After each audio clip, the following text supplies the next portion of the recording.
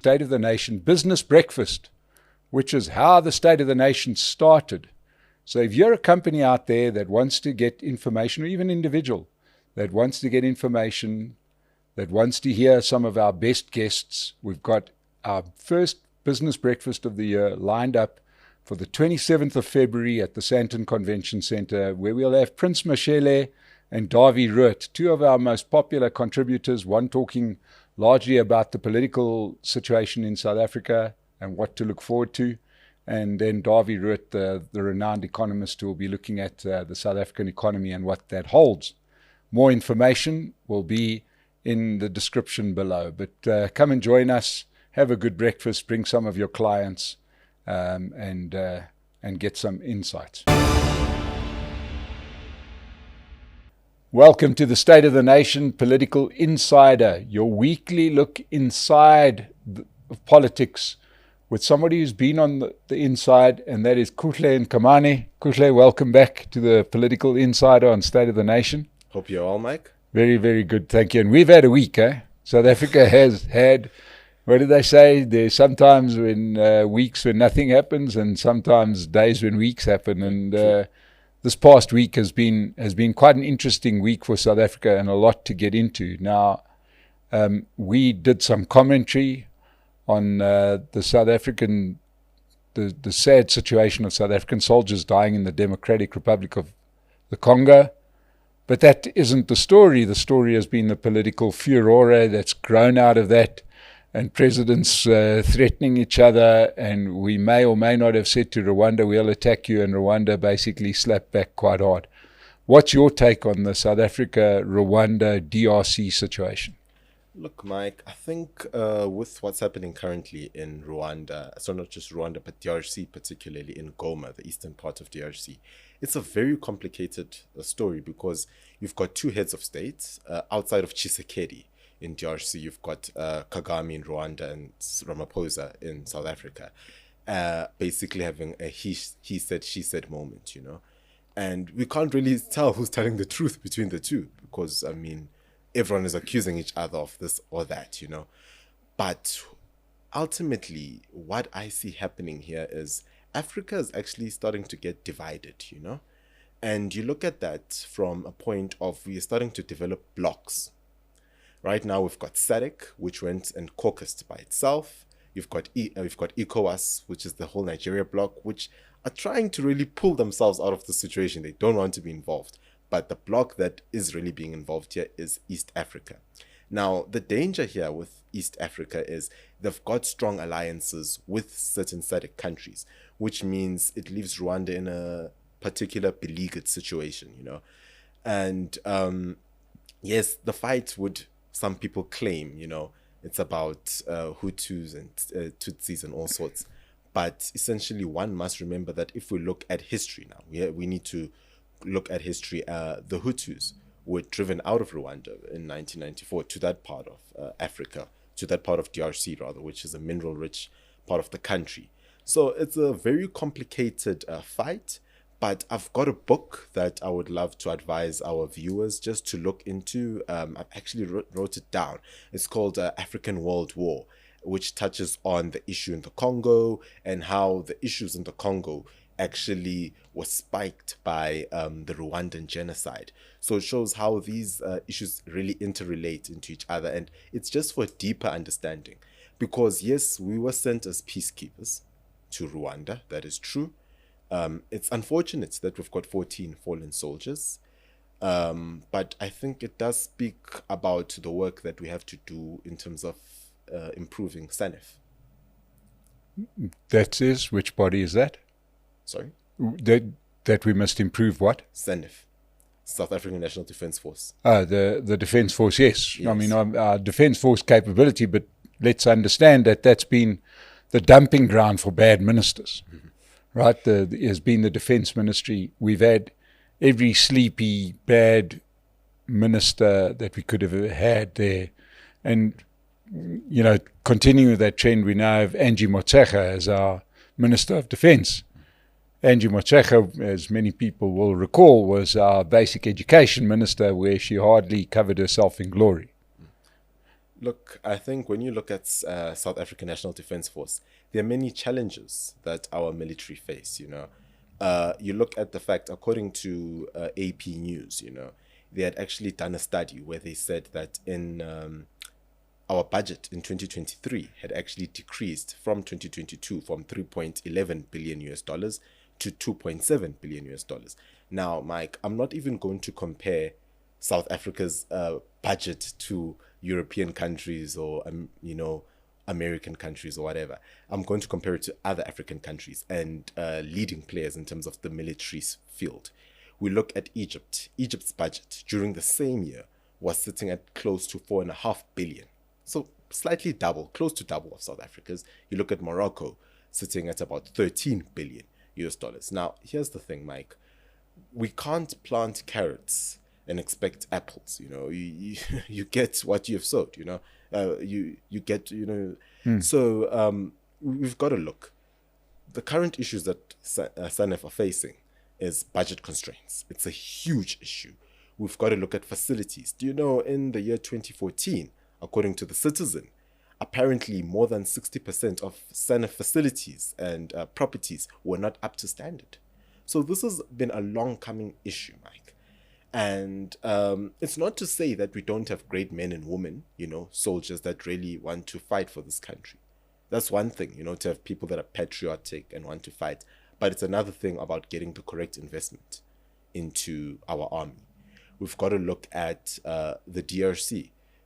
We were told that we are undercapacitated. We did not have enough resources. We're not, Yet again, there is the nuance that we're sent there as peacekeepers, There's still that thought to consider.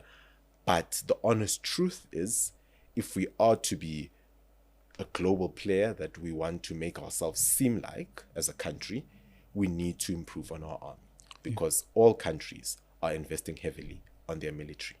Yeah, I must admit I'm a little bit conflicted there, because I have said on a previous forum that one of the things that allows me to sleep a little bit easier is the weakness of our defence force, because in a country where you've got political turmoil, as we've got now, if we did have a well-organised, well-run military, wouldn't be too long before people would be looking to that as potentially a political alternative. But the weakness of the defence forces has been one of those things that has kept the army out of the game. But as you say, I don't know if we can rely on that any longer, because the threats may be coming to us. We may not be going to them anymore. True, and you look at what's happening in DRC, others have called for us to withdraw our troops from the DRC. Now, this is my own personal view. Firstly, it would be a huge mistake, personally, to withdraw troops from such an issue. Firstly, we need to understand what is happening in the DRC. It's a regional issue, not a global issue. It's regional, meaning that it's a intercontinental, issue. Now, we've got to look.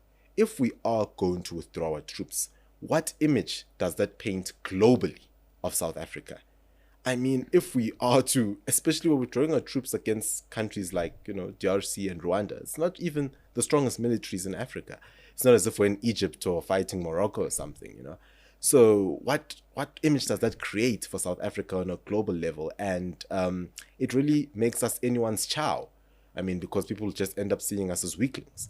So I see this as a similar situation to what happened in Vietnam, when the US sent their army, or military rather, to Vietnam, that despite knowing that, okay, guys, we're losing, they kept themselves there because you've got to save image, you've got to save face. So that's the one part where I think I'll agree with Ramaphosa, that we've got to keep the military there. Let's not withdraw currently.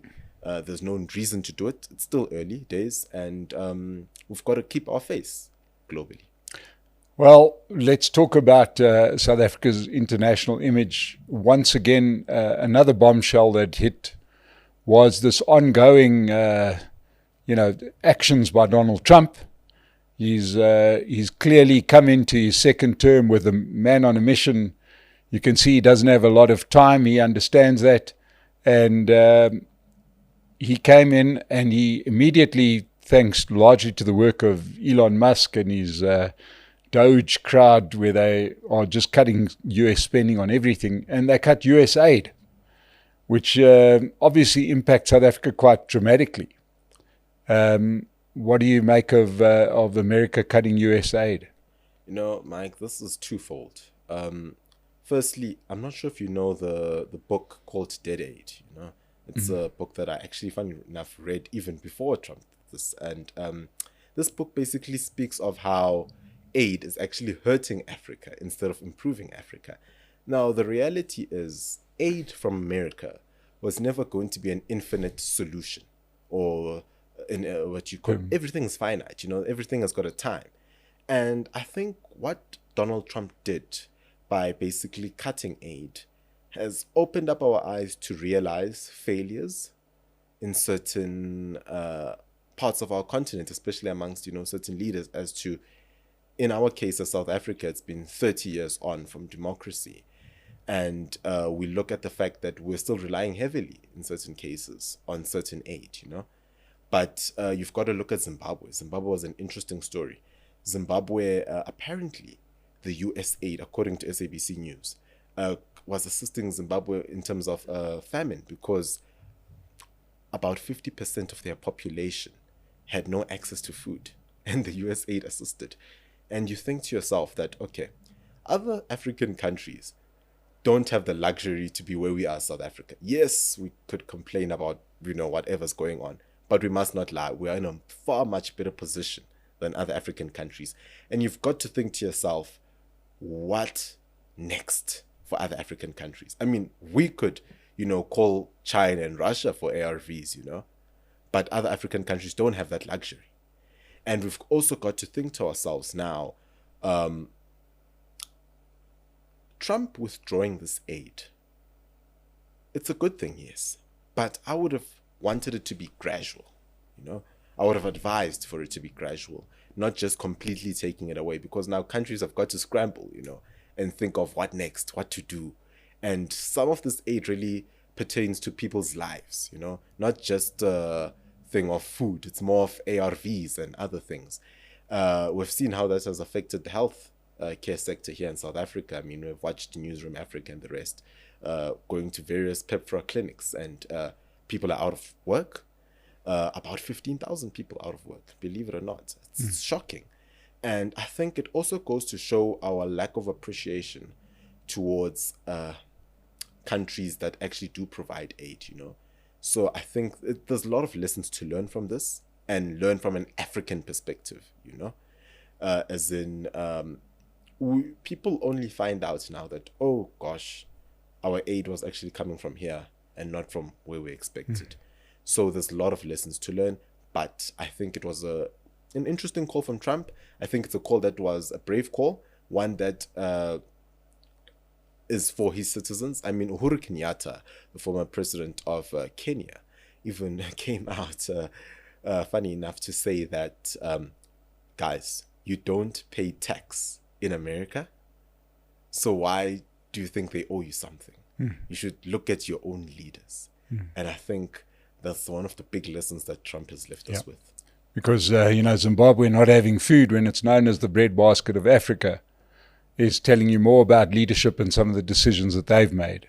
Yeah. So, this is happening. But this all comes in the middle. The issues that we've discussed show South Africa's international relationships, international relations, foreign policy, and the problems that we're having with that.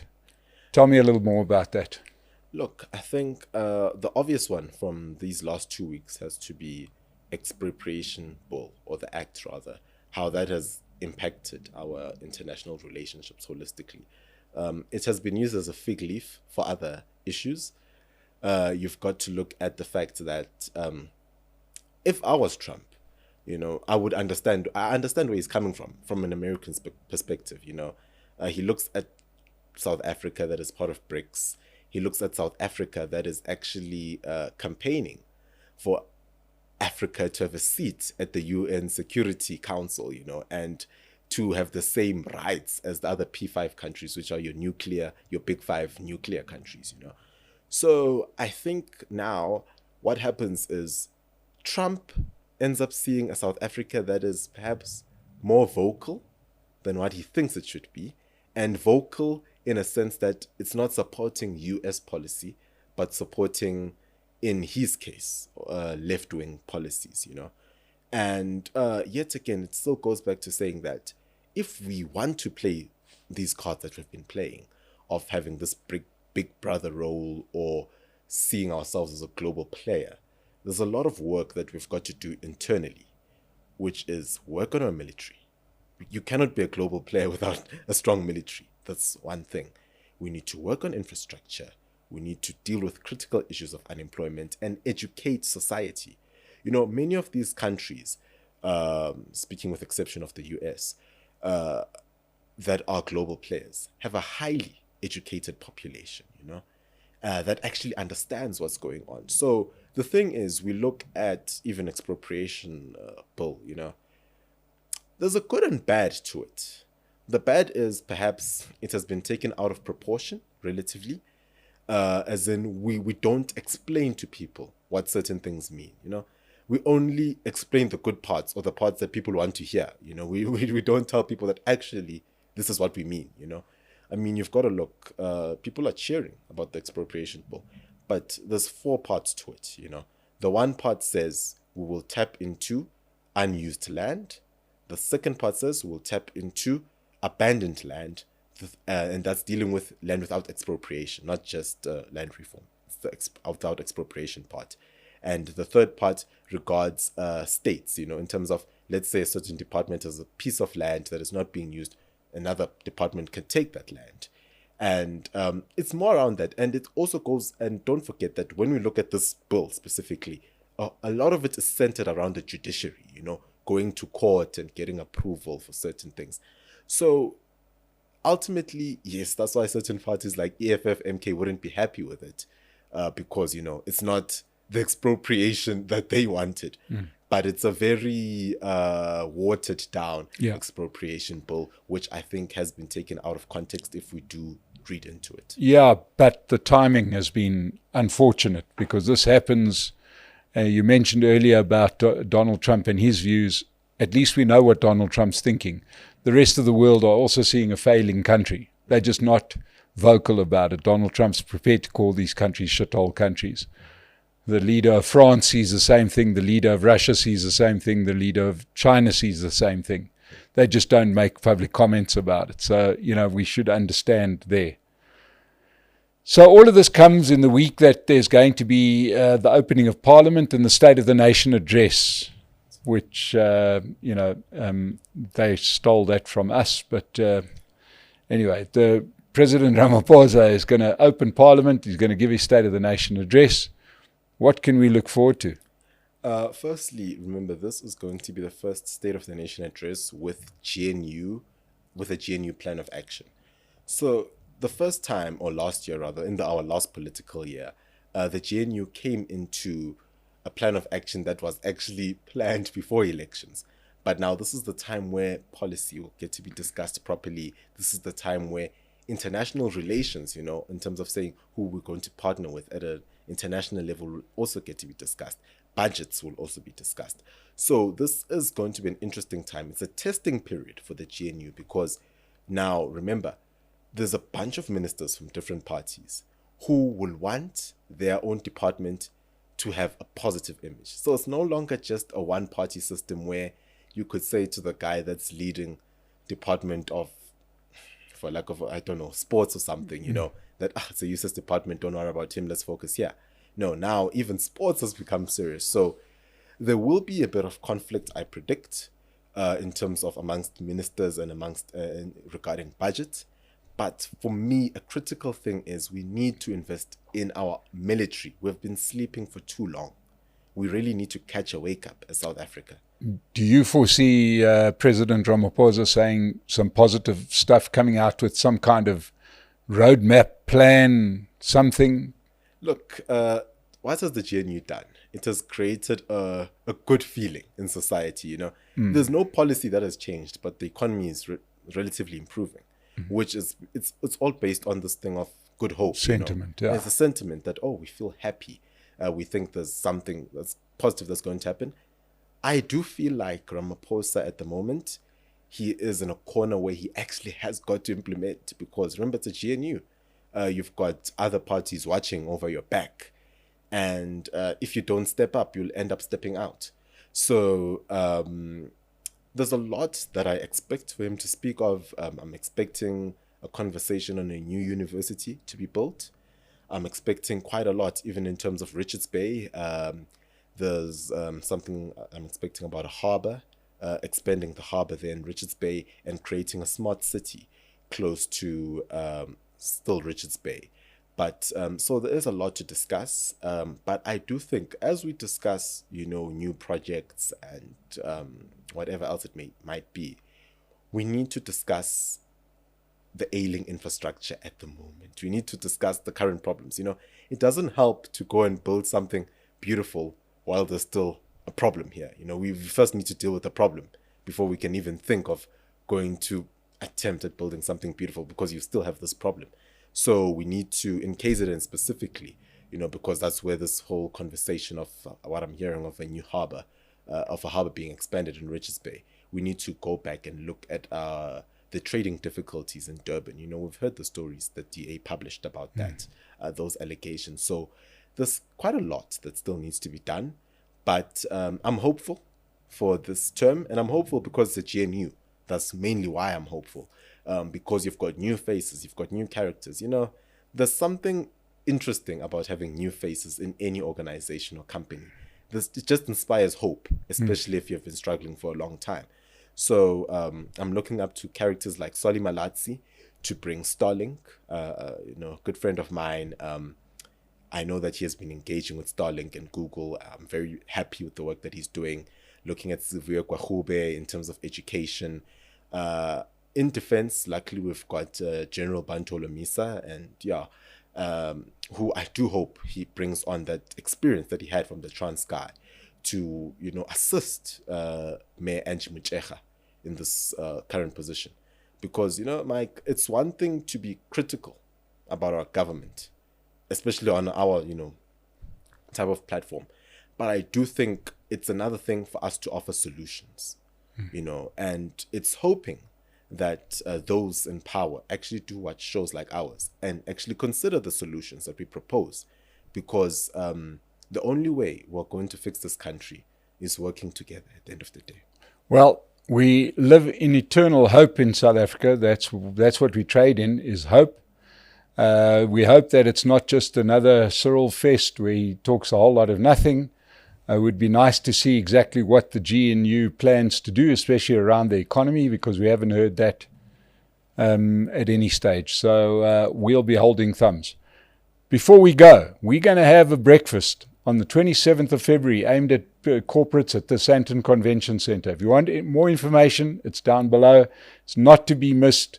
Get information for your team. Understand where South Africa is going to. We will analyze the state of the nation, the budget, and everything else that matters to you.